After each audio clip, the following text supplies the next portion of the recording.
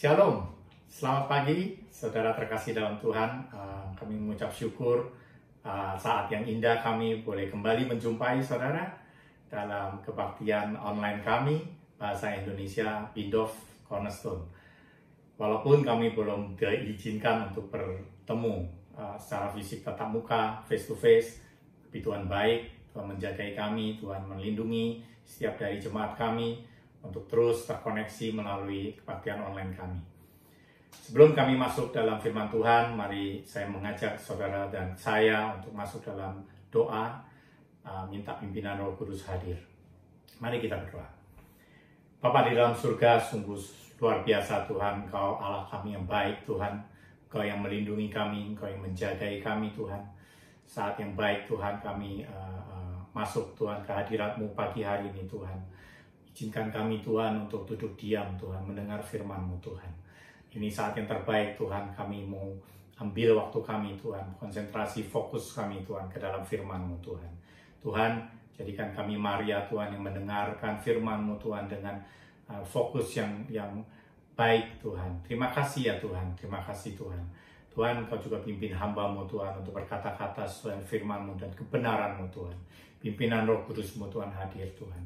Bukan kadang-kadang manusia Tuhan, tapi semuanya daripada Engkau saja Tuhan. Terima kasih Bapa, terima kasih. Hanya di dalam nama Tuhan Yesus Kristus, kami semua siap Tuhan untuk mendengar firman-Mu. Haleluya. Amin.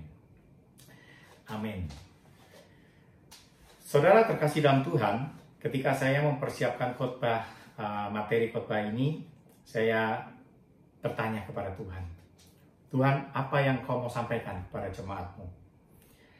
Akhir-akhir ini, bulan-bulan terakhir, minggu-minggu terakhir, banyak khotbah yang membahas mengenai atau merilit kepada keadaan situasi saat ini dengan keadaan COVID-19, saudara.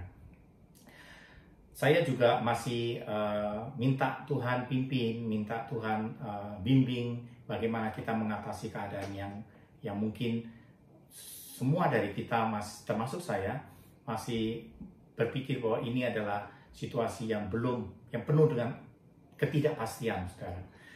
Kemudian Tuhan memberikan saya satu kalimat ayat ini. Tuhan mengatakan bahwa kuatkanlah dan teguhkanlah hatimu. Saya ulangi, kuatkanlah dan teguhkanlah hatimu. Kemudian saya melihat, mencari ayat ini ada di mana. Yang saya temukan ada di dalam kitab Yosua, saudara.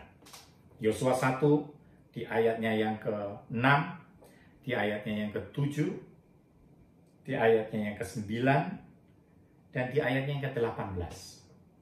Ada kalimat ini, saudara. Kuatkanlah dan teguhkanlah hatimu. 4 kali kalimat ini disebutkan di dalam ayat atau di dalam kitab Yosua ini. Kemudian saya berdoa, Tuhan, terima kasih untuk ayat ini. Terima kasih untuk kalimat ini. Tuhan mau kita berpegang kuat, berpegang teguh saat kondisi seperti ini, saudara. Kemudian saya gali kembali, saya tanya Tuhan, apa yang Tuhan mau saya sampaikan lebih dalam, right? Kemudian Tuhan berkata, engkau baca Yosua, engkau teladani, engkau pelajari, engkau teladani Yosua. Apa yang Yosua lakukan, apa yang Yosua achieve, apa yang Yosua capai melalui pimpinan dengan pimpinan Tuhan. Dari situ saya mendalami Yosua, kitab Yosua itu, saudara. Kitab Yosua atau semua yang berkaitan dengan Yosua kita bisa temukan di kitab Keluaran, Bilangan, dan Yosua, kitab Yosua itu sendiri. Sebelum kita masuk ke lebih dalam, apa yang kita bisa pelajari, apa yang kita bisa jadikan teladan dari tokoh Yosua ini, ada baiknya kita mengetahui siapa itu Yosua dan latar belakang atau profil singkat atau fakta-fakta mengenai Yosua. Yosua memiliki nama yang sesungguhnya adalah Hosea, dan sebelum dia menjadi Yosua, Musa selalu memanggil namanya dengan nama Yehosya. Kemudian dia akhirnya dipanggil dengan nama Yosua, yang artinya adalah Tuhan menyelamatkan. Tuhan juru selamat. Di saat-saat seperti ini, saya berkeinginan, saya rindu kita semua bisa menjadi seperti Yosua, saudara.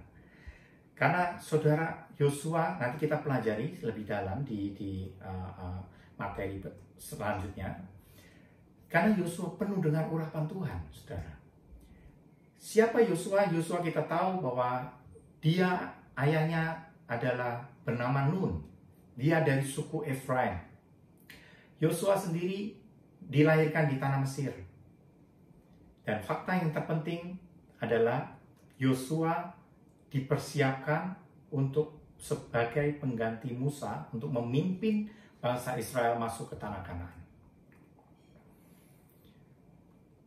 Profil singkat mengenai Yosua, saudara. Achievement, apa yang saudara Yosua sudah lakukan, saudara. Yosua memimpin bangsa Israel untuk melawan orang-orang Amalek. Yosua mendapatkan perhatian pada masa perang melawan Amalek. Yosua diberi kesempatan untuk memimpin perang. Dan apa yang terjadi? Saat itu Musa, Harun, Nur mensupport, mendukung Yosua dalam doa dan menguatkan bangsa Israel. Yosua memenangkan peperangan ini, saudara. Tentunya ini adalah sungguh keajaiban yang Tuhan berikan untuk bangsa Israel memenangkan peperangan ini. Nanti kita lihat apa yang mendasari, apa yang membuat Yosua memperoleh kemenangan demi kemenangan. Kemudian fakta selanjutnya, Yosua juga semasa mudanya, Yosua sudah dipersiapkan oleh Musa untuk menggantikan dirinya. Yosua adalah abdi, Yosua adalah hamba dari Musa. Ada di Keluaran 24 ayat 13, dikatakan bahwa lalu bangunlah Musa dengan Yosua, abdinya. Maka naiklah Musa ke atas gunung Allah itu. Saudara, saya katakan hari ini, apapun keadaan saudara, di level manapun saudara, apakah saudara pekerja, apakah saudara saat ini cuma sebagai domestic worker di Singapura, saudara jangan kecil hati. Karena mungkin saudara sedang dipersiapkan seperti Yosua saat dia menjadi abdi atau hamba dari Musa. Sebelum akhirnya dia menjadi seorang pemimpin yang luar biasa. Amin. Saat itu, waktu Musa berbicara dengan Tuhan sangat jelas menjelaskan bahwa Yosua akan menjadi penerus Musa. Yosua tidak melakukan banyak hal waktu itu, tapi dia cuma dipersiapkan, dia cuma menjadi abdi Musa, dan dia hanya ditugaskan untuk menjaga kemah Musa. Di Keluaran 33 ayat 11 berkata, Tuhan berbicara kepada Musa dengan berhadapan muka seperti seorang berbicara kepada temannya. Kemudian kembalilah ia di perkemahan. Tetapi abdinya Yosua bin Nun, seorang yang masih muda, tidaklah meninggalkan kemah itu. Saat ini mungkin sudah pikir, kenapa saya cuma mendapatkan bagian terkecil dari pekerjaan. Mungkin saudara merasa tugas saudara ini tugas yang sangat ringan. Tapi itu saudara harus jalani seperti Yosua. Yosua setia walaupun masih ditugaskan untuk menjaga kemah saja, untuk menjadi abdi Musa. Amen. Membahas mengenai Yosua ini, saudara, erat kaitannya dengan perjalanan bangsa Israel. The journey of Israel. Dari Mesir, keluar dari Mesir dan masuk ke Kanaan, ke tanah perjanjian. Mungkin beberapa dari saudara sudah mengambil kelas Journey of Israel, tapi di kesempatan ini saya mau coba kita ulas sedikit rantai perjalanan bangsa Israel dan mengingatkan kembali garis-garis besar atau momen-momen critical moment di mana kita bisa lihat campur tangan Tuhan. Dan disitulah nanti kita coba lihat juga peran Yosua yang sangat penting untuk ketika memimpin bangsa Israel ini. Yang pertama, rencana perjalanan bangsa Israel sebetulnya sudah dilakukan Tuhan, sudah diplan oleh Tuhan, sudah direncanakan Tuhan jauh sebelum itu terjadi, saudara. Dimulai dari Tuhan ketika berjanji kepada Abraham dan keturunannya atas tanah perjanjian Kanaan. Tapi Tuhan tidak memberikan Abraham secara langsung pada saat itu. Dan memaksa, dan sampai akhirnya kita tahu kisahnya bahwa Yakub karena kelaparan memaksa untuk bermigrasi ke Mesir. Alright? Di tanah Geshon. Disitulah kemudian keluarga Yakub yang pada akhirnya nanti akan berganti nama menjadi Israel, beranak cucu di Mesir dan menjadi yang bangsa atau kumpulan kelompok yang besar di Mesir. Sehingga pada saat itu keturunan Raja Firaun merasa terancam dengan keadaan atau dengan pertumbuhan bangsa Israel di tanah Mesir tersebut. Dan kemudian memaksa mereka atau memaksa Firaun untuk memperbudak bangsa Israel di Mesir. Persiapan perjalanan yang kedua adalah kritikalnya momennya adalah persiapan perjalanan. Dalam tahap ini Tuhan merencanakan suatu masa di mana sebuah bangsa Israel merasa ingin meninggalkan Mesir. Tuhan buat itu keinginan bangsa Israel untuk meninggalkan Mesir. Kenapa? Dibuat seperti tidak nyaman. Salah satu caranya adalah melalui kerja paksa di Keluaran 1 ayat 11 dan membuat bangsa Israel menjadi pahit, menjadi bitter. Right? Ini sangat nyata, sangat aplikasinya dalam hidup kita saat ini. Itu kita bisa lihat sangat nyata bahwa ketika kita berjalan atau in journey with Jesus, ketika kita berjalan dengan Yesus, bukan berarti nggak ada penderitaan, saudara. Bukan berarti nggak ada bitterness. Seperti bangsa Israel alami, alright? Ketika dia menjalani perjalanan ini, Tuhan berikan masa di mana mereka mengalami kepahitan, supaya membuat bangsa Israel mencari Tuhan, berdoa, cry out to God, dan siap untuk berjalan dengan Tuhan. Lebih lanjut lagi, mempercayai akan ada terobosan yang sempurna ketika mereka berjalan dengan Tuhan. Tahap selanjutnya adalah perlawanan Firaun. Ketika bangsa Israel menerima pesan bahwa Tuhan Allah akan membebaskan mereka dari Mesir ke tanah Kanaan melalui Musa, dan Musa mengabarkan hal itu kepada Firaun, reaksi Firaun adalah menolak. Kita bisa baca di Keluaran 5 ayat 1-4. Bahkan Firaun menambah beban kerja paksanya untuk bangsa Israel tersebut. Right, di ayat 5, Keluaran 5 ayat 5-10. Oleh karena itu bangsa Israel mulai menyalahkan Musa. Berapa banyak dari kita ketika kita berjalan dengan Tuhan, ketika kita menghadapi masa-masa sulit sampai seperti saat ini, mungkin kita menyalahkan Tuhan, mungkin kita menyalahkan pemimpin rohani kita, mungkin kita menyalahkan orang tua kita, mungkin kita menyalahkan saudara kita, mungkin kita menyalahkan orang lain, saudara. Sama, ini Journey of Israel is a mirror image seperti kehidupan kita. Mereka menyalahkan Musa. Mereka katakan, bukankah lebih baik yang kami, lebih baik, tapi kamu malah memperburuk keadaan. Sekarang kami dipaksa untuk, kerja lebih keras lagi. Alright?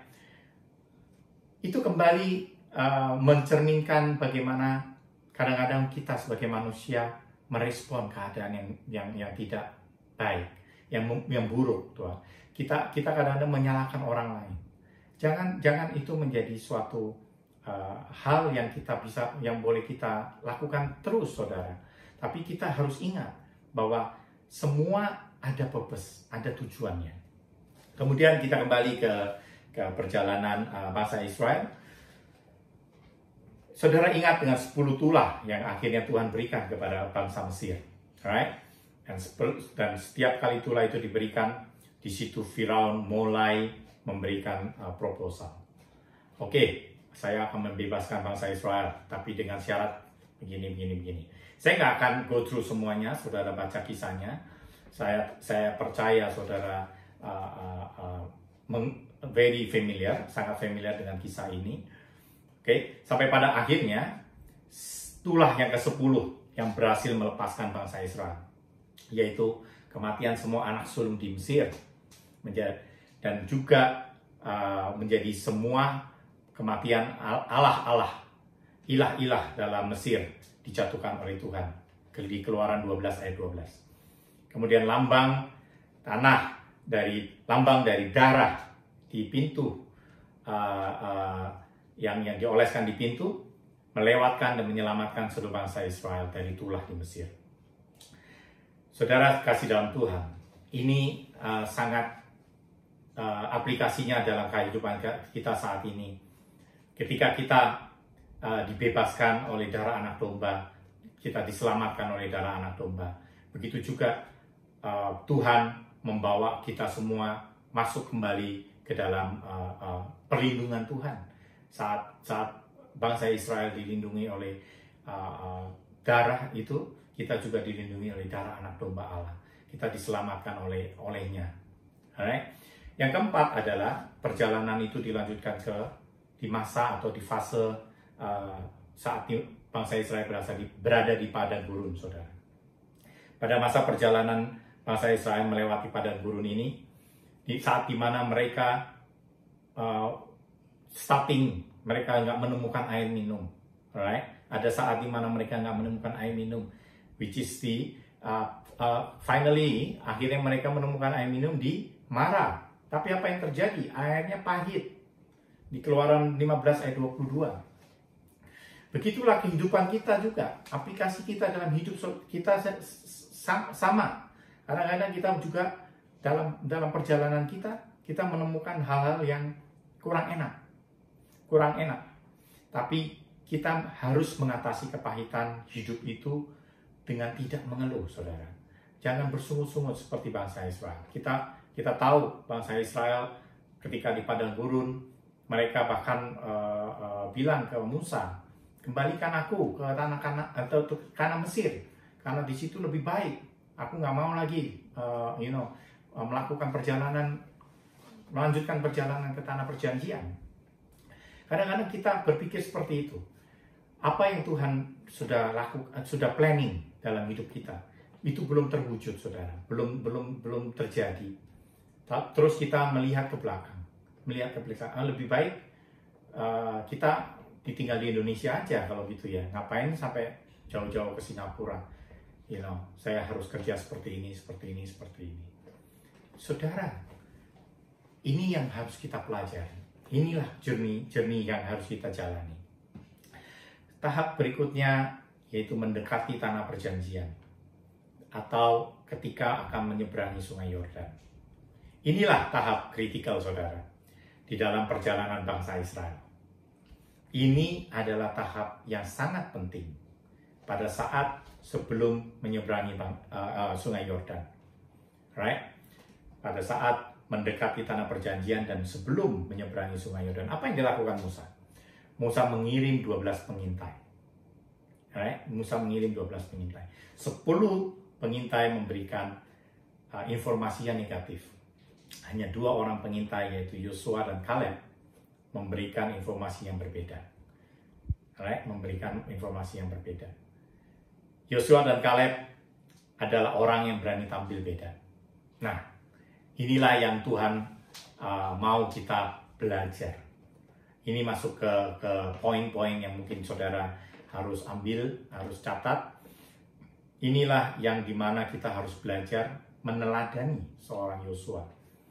Yosua berani tampil beda. Yosua berani menyampaikan pandangannya. Yosua berani beriman saat itu. Crossing the Jordan was a major turning point in Israel journey. Menyeberangi sungai Yordan adalah satu masa yang penting dalam perjalanan bangsa Israel ini. Karena merupakan hal baru bagi bangsa Israel ketika masuk ke dalam tanah perjanjian. Melalui semua aspek, saudara. Generasi-generasi yang lama, yang sudah tua, sudah ditinggalkan. Dan generasi baru sudah datang. Pencobaan di padang gurun sudah berakhir. Tanah perjanjian sudah menanti di depan mereka. Alright? Menyeberangi sungai Yordan adalah langkah utama bagi bangsa Israel menuju ke tujuan akhir.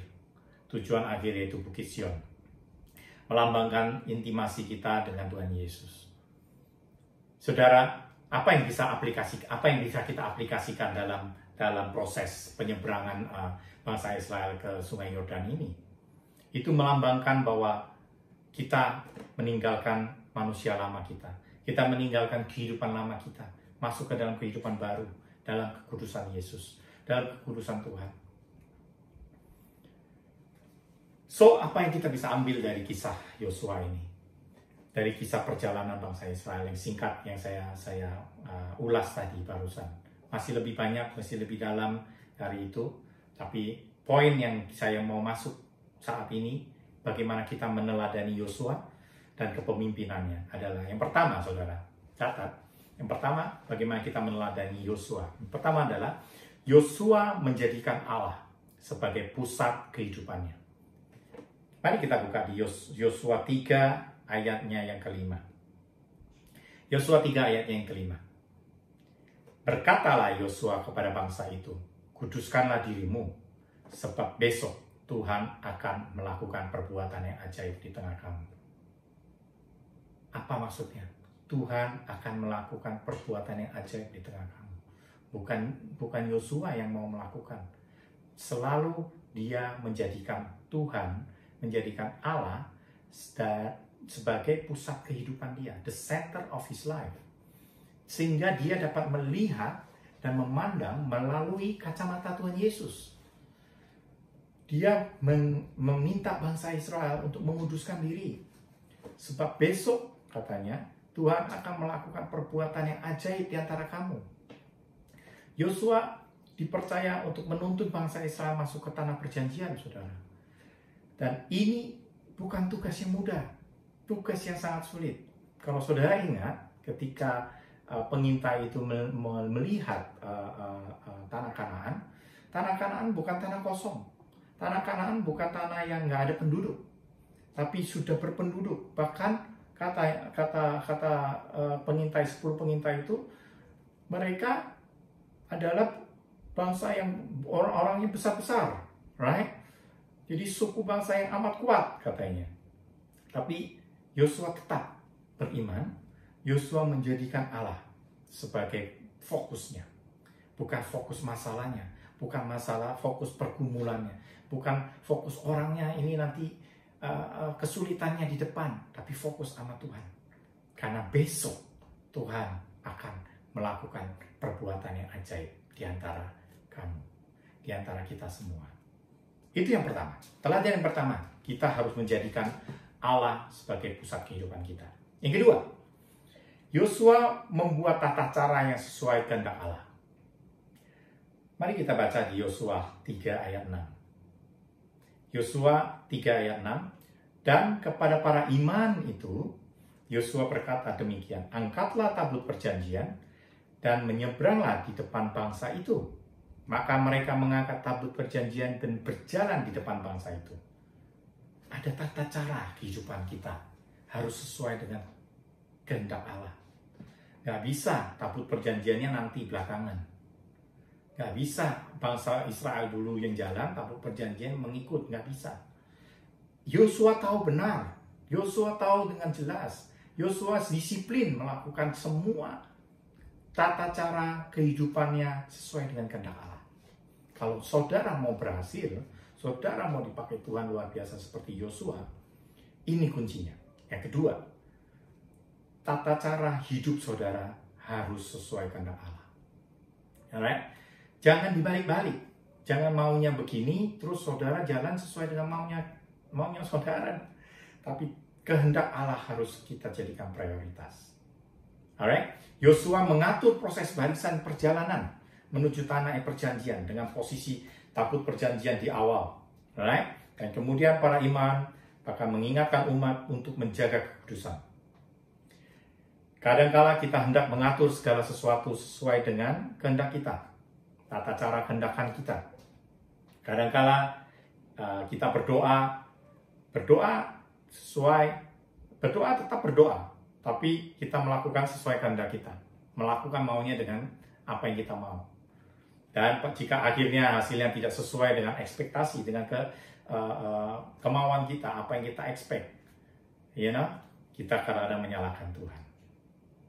Firman Allah mengajarkan bahwa kedisiplinan sesuai tata cara hidup kita, kedisiplinan untuk hidup kita akan membawa atau menata dan mengelola kehidupan kita dengan baik. Dan itu akan menyenangkan hati Tuhan. Alright? Merupakan hal yang sangat penting untuk kita boleh meraih keberhasilan. Mari kita melakukan kehendak Tuhan sesuai dengan tata caranya Tuhan. Jangan tata cara kita. Jangan semau gue. Bahasa Jakartanya ya kan. Mau-maunya kita. Tapi kita melupakan apa yang Tuhan kehendaki. Alright. So yang ketiga adalah Yosua berdoa dan bersaat teduh dengan Tuhan. Ini hal yang sangat penting saudara menurut saya. Kita boleh menjadikan pusat Tuhan dalam kehidupan kita. Kita boleh ngikutin tata cara Tuhan, tapi kita lose komunikasi. Kita nggak punya saat teduh dengan Tuhan. Kita nggak punya komunikasi berdoa dengan Tuhan. Percuma saudara. Karena melalui doa dan saat teduh itulah poin 1 dan poin 2 bisa dinyatakan. Alright? Poin 1 kehendak Tuhan bisa dinyatakan melalui apa? Melalui doa. Melalui saat teduh saudara. Poin yang ketiga ini, jangan lari dari itu. Doanya, kalau kita lihat Yosua, doanya Yosua dijawab Tuhan di Yosua 10 ayatnya yang ke-14. Yosua 10 ayat yang ke-14. Belum pernah ada hari seperti itu, dahulu maupun kemudian, bahwa Tuhan mendengarkan permohonan seorang manusia secara demikian. Sebab yang berperang untuk bangsa Israel, untuk orang Israel ialah Tuhan.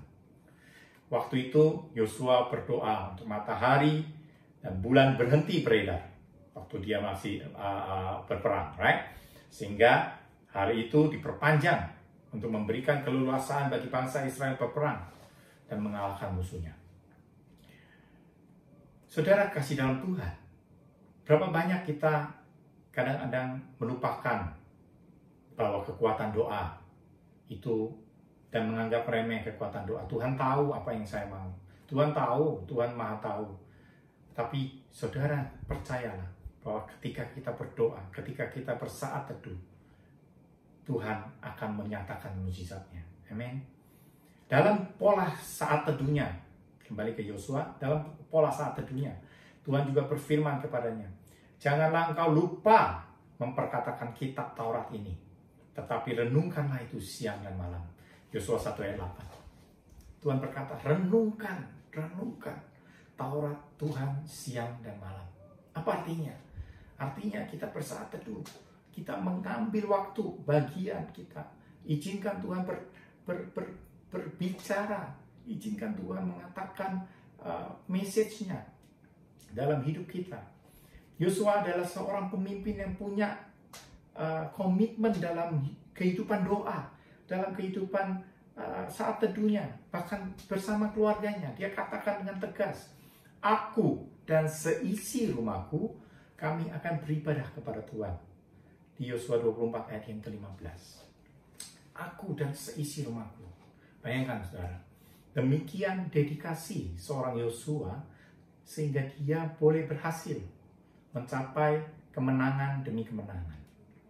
Saudara, saya sampaikan 3 hal ini secara simpel supaya saudara tahu bahwa untuk mencapai tanah perjanjian, untuk mencapai tanah perjanjian, bahkan kita masih harus melanjutkan sampai ke Bukit Sion, kita harus ikuti 3 teladan Yosua ini. Ya, teladan Yosua ini.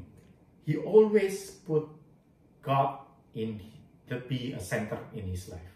Menjadi pusat dalam hidupnya. Yang kedua, Yosua membuat tata hidupnya sangat disiplin, melakukan sesuai dengan kehendak Tuhan.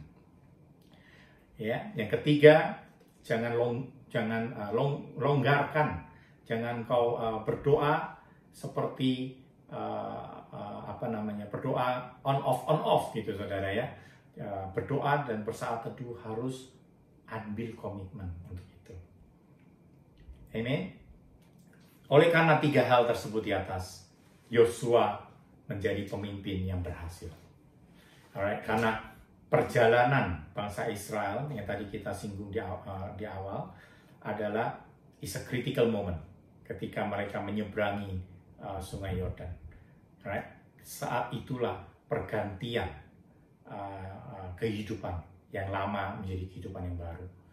Kalau Joshua harus memimpin bangsa yang besar dan dia berhasil dengan 3 kunci yang tadi, itu kita harus ambilkan atau jadikan ini sebagai teladan hidup kita. Alright, jangan menjadi seorang pemimpin Kristen yang lemah karena kurang merenungkan firman Tuhan, saudara. Karena Tuhan sudah berkata di dalam Yosua 1 ayat 8, renungkan itu siang dan malam.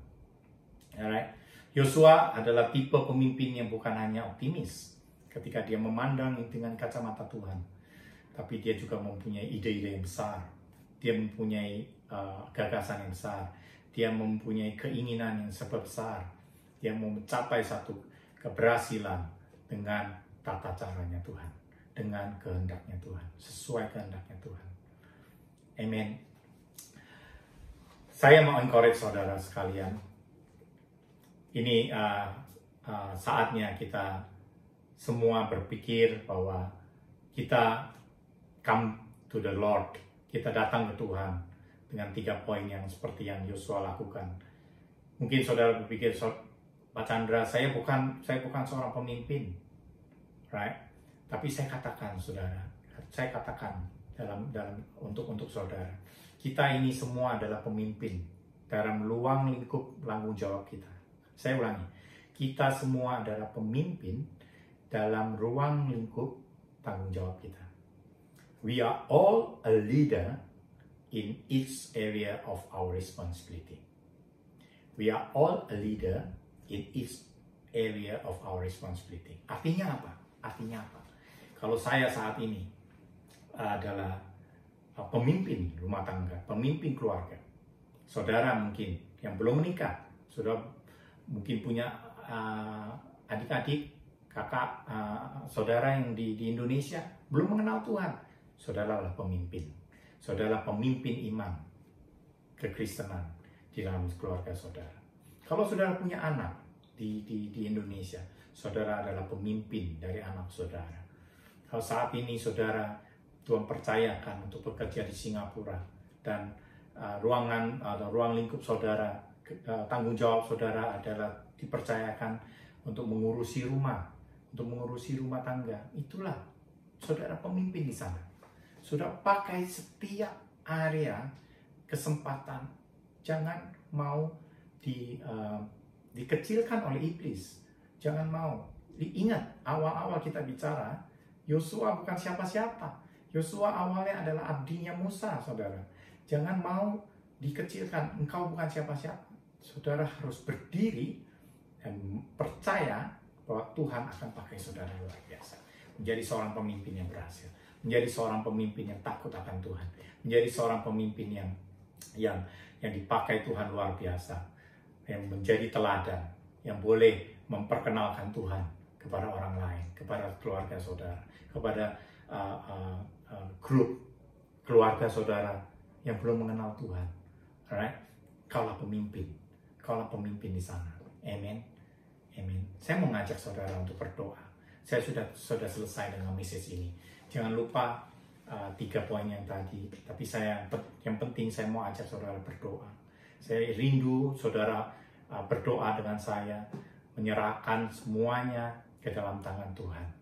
Saudara dengarkan lagi ayat-ayat yang saya bagikan, saudara baca lagi, saudara renungkan firman Tuhan siang dan malam. Amen. Amen. Mari kita berdoa.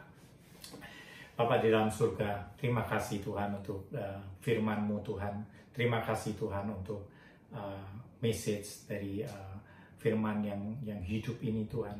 Hamba-Mu juga belajar Tuhan. Aku juga belajar Tuhan dari keberhasilan seorang pemimpin Yosua Tuhan, yang memimpin bangsa yang besar Tuhan. Yang bisa memimpin bangsa yang besar karena dia mengandalkan Engkau. Karena dia meletakkan kehidupannya di tengah-tengah, meletakkan Engkau di tengah-tengah kehidupannya. Karena dia selalu menata kehidupannya Tuhan dengan kehendak-Mu Tuhan, dengan tata cara kehendak-Mu Tuhan. Tuhan, jadikan Tuhan semua kami Tuhan untuk boleh Tuhan masuk Tuhan dalam persekutuan-Mu, kehendak-Mu Tuhan yang boleh dinyatakan Tuhan. Dan yang terakhir Tuhan Kau perbarui terus Tuhan kehidupan doa kami, kehidupan doa dan saat teduh kami Tuhan. Semuanya Tuhan kami berdoa Tuhan di dalam nama Yesus. Tuhan bangkitkan Tuhan, bangkitkan kembali roh mula-mula Tuhan, api mula-mula-Mu Tuhan. Kembali Tuhan dalam setiap hidup kami, dalam setiap diri kami Tuhan. Terima kasih ya Bapa, terima kasih Tuhan. Hamba-Mu telah selesai Tuhan dan berbicara Tuhan. Kau terus Tuhan urapi, Kau terus Tuhan jagai setiap kami Tuhan. Di dalam nama Tuhan Yesus Kristus, biarlah Tuhan firman-Mu ini menjadi hidup dan nyata dalam setiap hidup kami. Haleluya. In Jesus name we pray. Haleluya. Amin. Amin. Terima kasih. Tuhan memberkati. Terima kasih untuk semua yang telah mendengarkan khotbah. Kami harap Anda telah diberkati. Sekali lagi, terima kasih telah menghubungi kami. Tuhan memberkati Anda. Jika Anda ingin tahu lebih banyak tentang kami, silakan kunjungi situs web kami di www.bindof.com. Jika Anda ingin kami mendoakan untuk kesembuhan, silakan email kami dengan informasi penyakit yang perlu didoakan, nama dan alamat email Anda ke alamat email kami di bindof@cscc.org.sg. Kami akan turut mendoakan kesembuhan untuk Anda dalam tim doa kami dan kami akan menghubungi Anda melalui email. Kontak pribadi Anda tidak akan digunakan untuk tujuan lain. Kami hanya menerima untuk permintaan yang dinyatakan di atas.